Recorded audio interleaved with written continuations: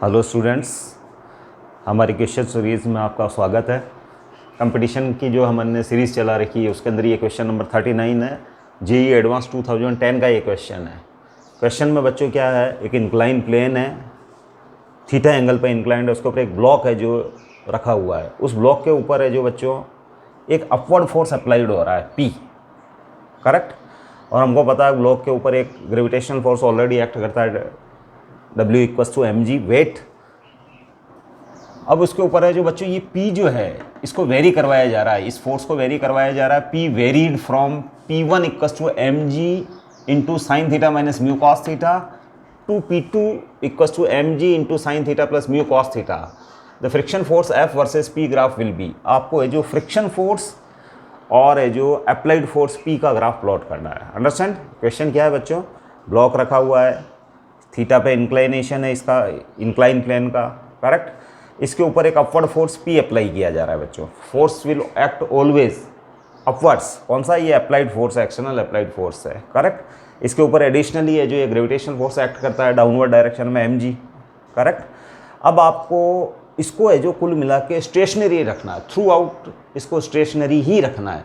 The applied force must be such that it can vary from this to this, mg into sine theta minus mu cos theta to P2 = mg into sine theta plus mu cos theta. मतलब आपका applied force जो continuously vary करेगा lowest to smallest value. ये जो बच्चों lowest value है इसकी, और ये जो हाईएस्ट वैल्यू है, हाईएस्ट। तो कंटिन्यूसली ये जो लोएस्ट टू हाईएस्ट ये वेरी करेगा आपका applied force such that it always remains held stationary. Understand? ये हमेशा स्टेशनरी रहना चाहिए, ये चलना नहीं चाहिए। अंडरस्टैंड? इसके बाद है जो हमको पता बच्चों स्टैटिक फोर्स ऑफ फ्रिक्शन भी एक्ट करेगा। तो इसके लिए स्टेशनरी रहने के लिए, करेक्ट, हमको ये ग्राफ प्लॉट करके देखना है। तो ग्राफ का जो बेसिक है उसको हम डिस्कस कर लेना चाहते हैं। तो बच्चों हमको है जो पता है कि W = mg डाउनवर्ड डायरेक्शन में एक्ट करता है, इट इज़ द mg। और इस डायरेक्शन में इसका कंपोनेंट कर लूँगा बच्चों मैं mg cos थीटा, और इस डायरेक्शन में कंपोनेंट हो जाएगा mg sin थीटा, करेक्ट। और नॉर्मल रिएक्शन है जो r, नॉर्मल रिएक्शन r है। अब बच्चों to held block stationery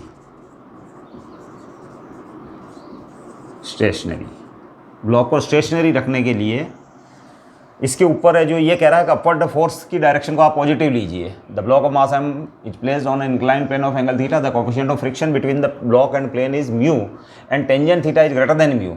the block is held stationary by applying a force P parallel to the plane. The direction of force pointing up, मतलब इस direction में जो force act करता है applied force, उसकी डायरेक्शन को पॉजिटिव लेना है, करेक्ट। और इस डायरेक्शन में जो भी फोर्स एक्ट करते हैं उनकी डायरेक्शन को नेगेटिव लेना है। अंडरस्टैंड?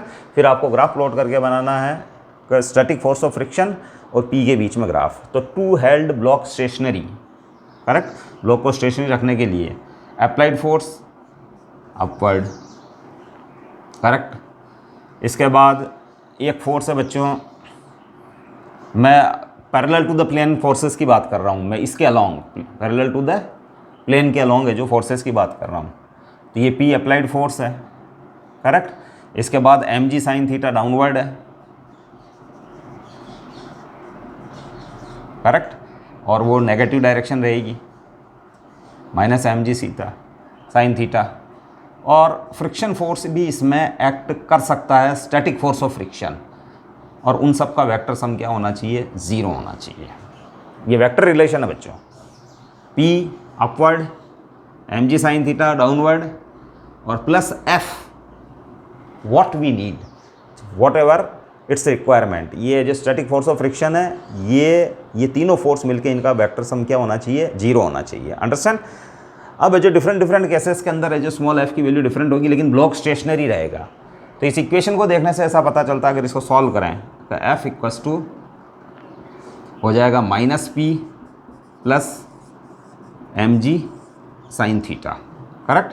यहाँ स्मॉल f जो है स्टैटिक फोर्स ऑफ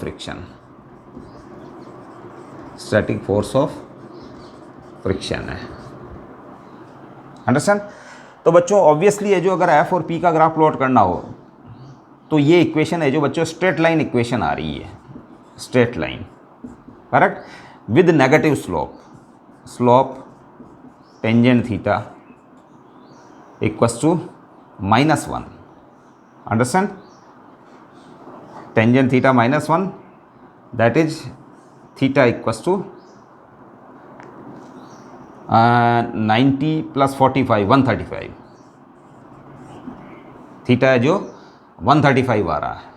तो बच्चों है जो इस इक्वेशन के करस्पॉन्डिंगली ये दो ग्राफ स्ट्रेट लाइन को शो करते हैं, ए और सी। अब इनमें से कौन सा ट्रू, उसके लिए हम फर्दर और एनालाइज करते हैं बच्चों, correct. Theta equals to 135 negative slope का तो बच्चों यही है वैसे, सॉरी ये पॉजिटिव स्लोप वाला ग्राफ है, ये नेगेटिव स्लोप वाला ग्राफ है। तो ऑब्वियसली है जो आप इसको है जो मार्क कर सकते हैं, क्योंकि इनमें कोई भी ग्राफ है जो नेगेटिव स्लोप वाला ग्राफ नहीं है। ये एक स्ट्रेट लाइन रिलेशन है जिसमें थीटा 135 डिग्री है, that is greater then 90, greater than 90 degree. अब इसको और फर्दर एनालाइज करते हैं बच्चों। तो ये ग्राफ है जो इसकी स्टार्टिंग यहाँ से है और इसकी स्टार्टिंग यहाँ होगी, ताकि कॉन्सेप्ट आपकी और क्लियर रहे, करेक्ट।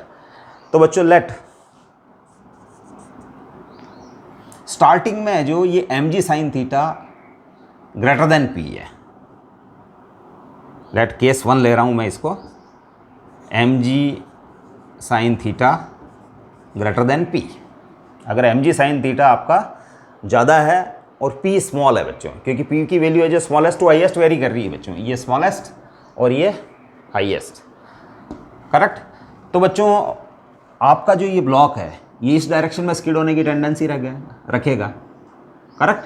तो स्टैटिक फोर्स ऑफ फ्रिक्शन की डायरेक्शन अपवर्ड्स हो जाएगी, करेक्ट। तो implies tendency skid will skid down to plane, will tend to skid, भाई स्किड तो नहीं होगा, will tend to skid,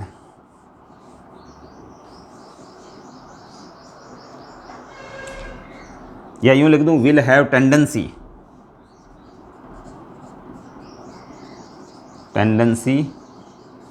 to skid down to plane.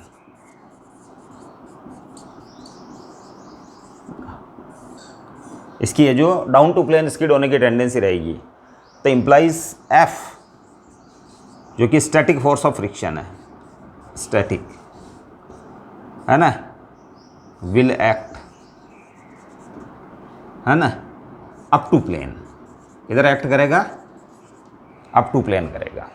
तो mg sine theta greater than p। अब बच्चों इसकी p की स्मॉलेस्ट वैल्यू ये है, करेक्ट, सॉरी ये it is the smallest value lowest value, correct. तो ये पुट करके देखता हूँ मैं, देखें, करेक्ट। इस इक्वेशन के अंदर मैं ये पुट करके देखता हूँ, इस इक्वेशन के अंदर मैं पुट करके देखता हूँ, ये सॉरी इस इक्वेशन में पुट करके देखता हूँ, है ना। So at p equals to P1 और P1 है आपका mg sine theta minus mu cos theta, है ना। So at p equals to P1 f जो हो जाएगा आपका स्मॉल f वो हो जाएगा माइनस p, तो ये वैल्यू पुट कर दूंगा बच्चों, माइनस mg ब्रैकेट भी खोल लेता हूँ sign theta plus mu mg cos theta. इसके बाद है जो बच्चों ये plus mg sine theta extra है, प्लस mg साइन थीटा, अब माइनस mg साइन थीटा से plus mg sine theta cancel, तो आपके पास आ रहा है बच्चों, यहाँ बच रहा है mu mg cos theta, mu mg cos theta. और म्यू mg कॉस थीटा तो बच्चों इस केस में static limiting force of friction है, that is fs, static limiting force of friction, limiting force of friction. यानी जब फोर्स है जो अप्लाइड फोर्स P लोएस्ट होगा, यानी लोएस्ट यानी ये वैल्यू रखेगा, तो उस समय जो ध्यान रखना कि static force of friction upward act करेगा और it has the maximum value Fs, that is mu mg cos theta, understand. इसके बाद है जो बच्चों केस 2 लेता हूं मैं,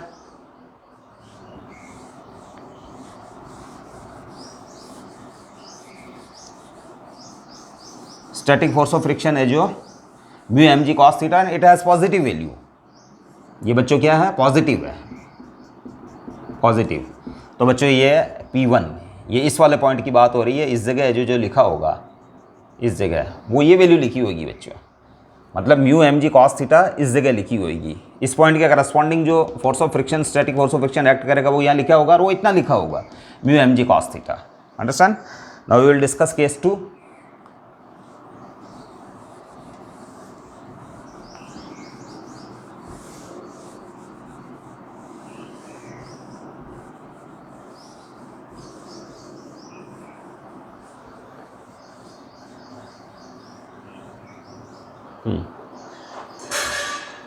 हाँ बच्चों, case 2,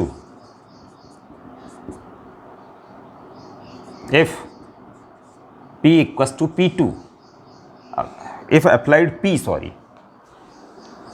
if P is greater than mg sin theta, यानी इस डायरेक्शन में जो फोर्स एक्ट कर रहा है उससे P है जो ग्रेटर है, तो उस केस के अंदर है जो बच्चों स्किड की टेंडेंसी है जो रहेगी इसकी अपवर्ड्स, है ना।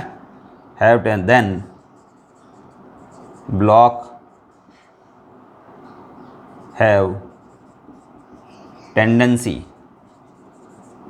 टू skid upwards,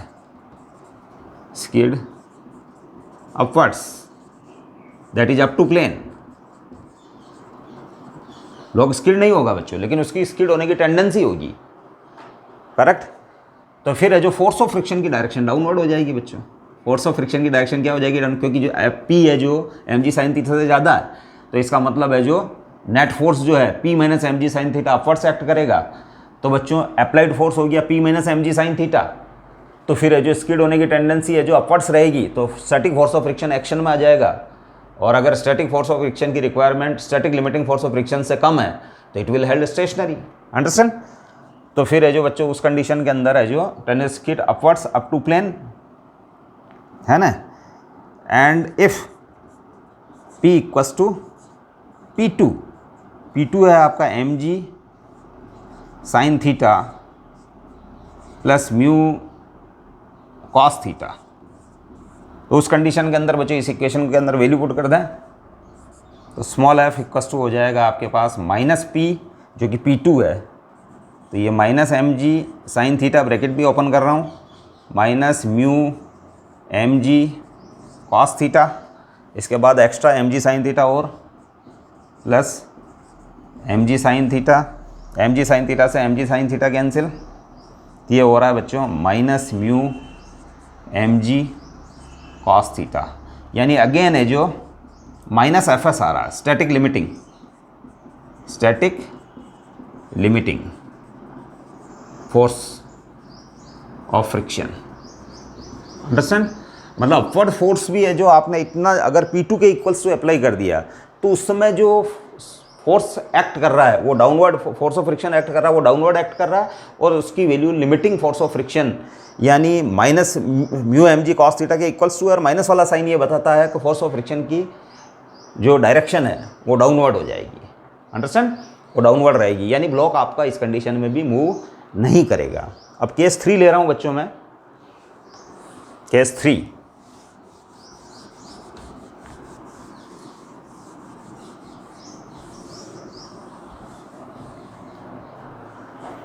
अब case 3, if P equals to mg sin theta, अगर अप्लाइड फोर्स इस डायरेक्शन में mg sin थीटा को काउंटर बैलेंस कर ले तो उस कंडीशन के अंदर है जो बच्चों P यहाँ पुट कर रहा हूँ मैं, इस P की वैल्यू है ना वो हो जाएगी माइनस mg sin थीटा और plus mg sin theta, that is 0। इसका मतलब स्टैटिक फोर्स ऑफ फ्रिक्शन उस केस के अंदर 0 रहेगा। इसका मतलब है जो उसकी स्किड होने की टेंडेंसी नहीं रहेगी क्योंकि ब्लॉक ऑलरेडी रेस्ट में था और उसके ऊपर अप्लाइड फोर्स और mg sin थीटा दोनों काउंटर बैलेंस्ड है, तो it has no tendency to skid, तो उस कंडीशन के अंदर फोर्स ऑफ फ्रिक्शन क्या रहेगा, 0 रहेगा। अंडरस्टैंड? तो ये कुल मिला के जो इस ब्लॉक के ऊपर है जो static force of friction he act करना चाहिए, और स्टैटिक फोर्स ऑफ फ्रिक्शन की जो लिमिट है वो है Fs यानी static limiting force of friction. Understand? तो बच्चों ये क्वेश्चन इस टाइप से सॉल्व होगा।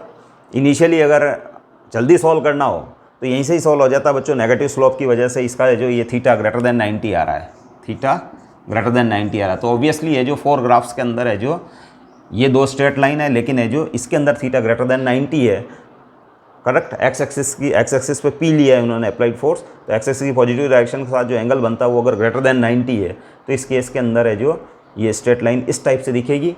तो फिर क्वेश्चन तो वहीं सॉल्व हो जाता है, लेकिन मैंने आपको डिटेल से एनालिसिस करके बताया कि इस क्वेश्चन के अंदर है जो किस टाइप से आपका कोई कन्फ्यूजन नहीं रहे। तो it is my attempt to explain you in detail. अगर आपको अच्छा लगा हुआ हो तो मेरे जो चैनल को सब्सक्राइब करें, लाइक करें, कमेंट करें, तो मुझे पता चले, आपकी रिक्वायरमेंट लिखें। We will meet with our next question. Thank you.